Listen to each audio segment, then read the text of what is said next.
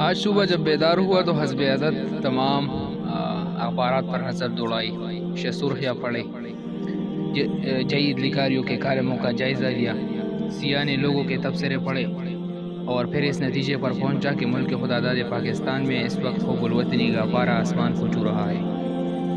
یہ جان کر روح کو بہت سکون ملی۔ ویسے عموماً یہ سکون نیک لوگوں کو فوت ہونے کے بعد ملتی ہے۔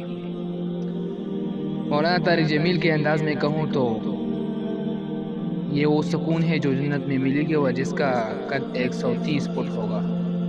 مولانا نے باقی تفصیل کے بارے میں کچھ نہیں بتایا، سو میں آپ کے تخیل پر چھوڑتا ہوں، لیکن ہم رندوں کا جنت میں کیا کام ہمارے لیے تو اگر پاکستان میں 2-4 کام سیدھے ہو جائے تو وہی جنت بن جائے۔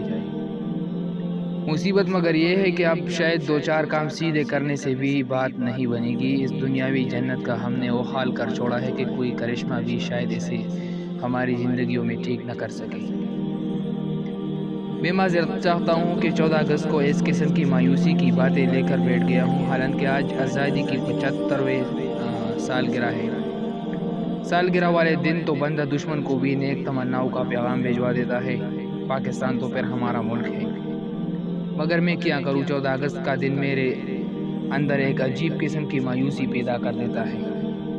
یہ ویسی ہی مایوسی ہے جیسے زندگی میں کسی ناکام شخص کو اپنی 75ویں سالگرہ کا کیک کاٹتے ہوئے محسوس ہوتی ہے۔ ایک مدت تک ہم خود کو یہ کہہ کر بہلاتے رہے کہ قوموں کی زندگیوں میں 50-60 برس کوئی اہمیت نہیں رکھتے۔ یہ استدلال کسی حد تک درست تھا، مگر 21ویں صدی میں اس کا سہارا لینا بہرحال حماقت ہی تھی۔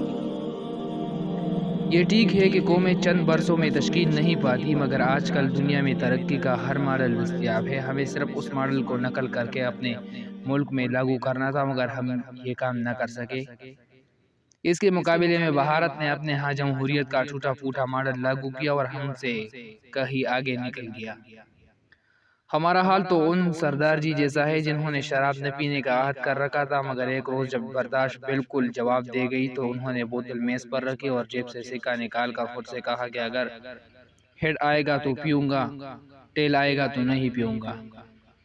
بلاخر جو ہے انہوں نے 26 مرتبہ سکہ اچھالنے کے بعد ہیڈ آیا۔ ہم نے بھی اس ملک کے ساتھ یہی کیا۔ ہم اس وقت تک سکہ اچھالتے رہتے ہیں جب تک اپنی مرضی کا نتیجہ نہ نکل آیا، اور پھر وہ نتیجہ عوام پر مسلط کر کے امید کرتے ہیں کہ ملک ترقی کی منزلیں طے کرتا چلا جائے گا۔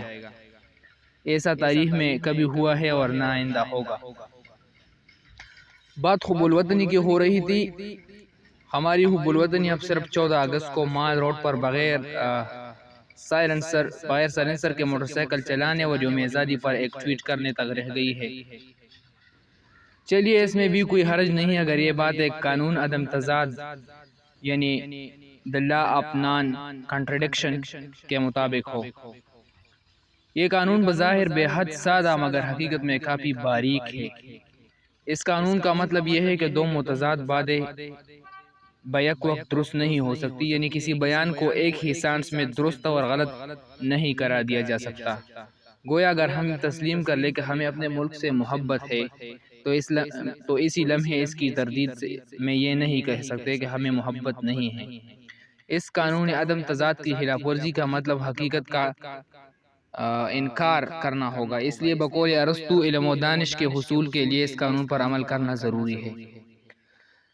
لیکن ہم چونکہ پاکستانی ہیں اس لیے کسی قانون کی پرواہ نہیں کرتے۔ ہم نے آئین کو ردی کی ٹوکری میں پھینک دیا ہے، تو یہ قانون عدم تضاد بلا کیا چیز ہے۔ یہی وجہ ہے کہ جب میں یوم آزادی کے موقع پر بلند بانگ دعوے سنتا ہوں، اخبارات میں بیانات پڑھتا ہوں اور جذبہ حب الوطنی سے بھرپور ویڈیوز دیکھتا ہوں تو سوچتا ہوں کہ اگر پوری قوم ہی محب وطن ہے تو پھر خرابی کہاں ہے، اور پورے ملک پر نحوست کیوں طاری ہے؟